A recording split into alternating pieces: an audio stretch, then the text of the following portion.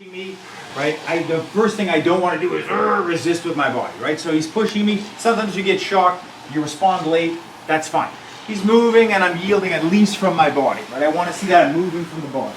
And then as I move from the body, I see that the limbs can help me, hi Greg, as an expression of my body. Right? So they're coming out of the trunk, meaning I'm never doing this. Fighting with my limbs, right? I'm fighting, and if I see myself doing that, relax the trunk and see that the trunk will lead the way. If he keeps moving now, what I want to do, so this is what we refer to as framing. A frame is an extension of the trunk. All right, this is not a frame. This is a block or a chi blast or a fight. It was very good that you rolled it. It looked even more impressive. But what I want are frames that authentically keep him away from me. Now what I'm going to play with, intermixed with truncal mobility, intermixed with the frames, is the idea of tracing. Best example I can give you of tracing is walking on a tightrope. As I walk on a tightrope, I might use my hands, I might use the stick, but either way, my hands or my stick don't actually touch the floor. What they do is they give me a sense of kinesis, awareness of my movement in space. So as Cedric comes, there's often the capacity to frame, but sometimes I will allow myself to reach, but not touch. And so the hand will come out for him, but doesn't actually touch.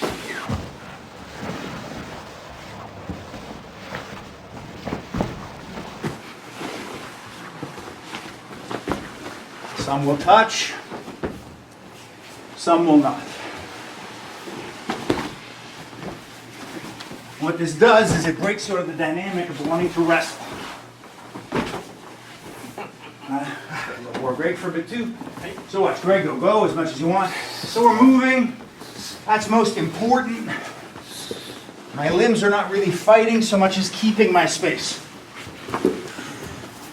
Keeping my space.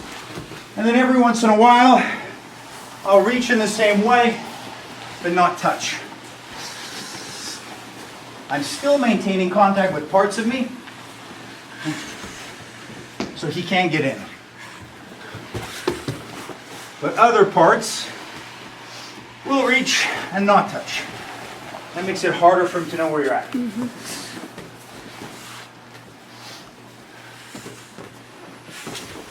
Always something touching and something not. Something trying to show where you could be without touching.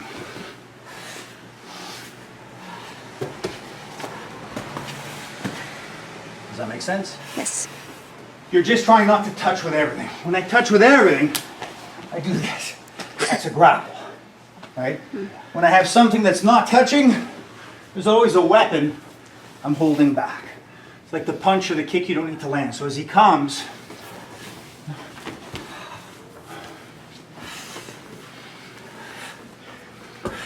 there's always something I'm holding back.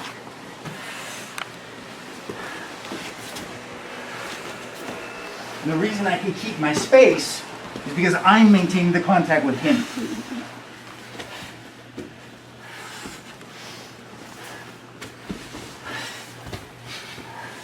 Those become punched. Very easy. All right, guys, same types of movements, but now solo. Please don't get in a fight with yourself. Very soft.